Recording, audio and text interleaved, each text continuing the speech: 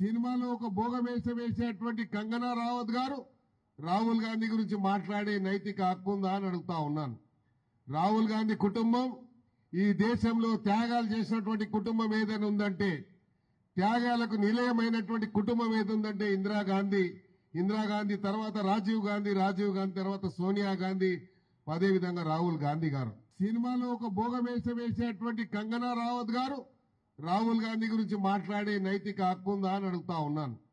రాహుల్ గాంధీ కుటుంబం ఈ దేశంలో త్యాగాలు చేసినటువంటి కుటుంబం ఏదైనా ఉందంటే, త్యాగాలకు నిలయమైనటువంటి కుటుంబం ఏదుందంటే ఇందిరాగాంధీ తర్వాత రాజీవ్ గాంధీ తర్వాత సోనియా గాంధీ, అదేవిధంగా రాహుల్ గాంధీ గారు. సినిమాలో ఒక భోగమేషం వేసేటువంటి కంగనా రావత్ గారు రాహుల్ గాంధీ గురించి మాట్లాడే నైతిక హక్కు ఉందా అని అడుగుతా ఉన్నాను.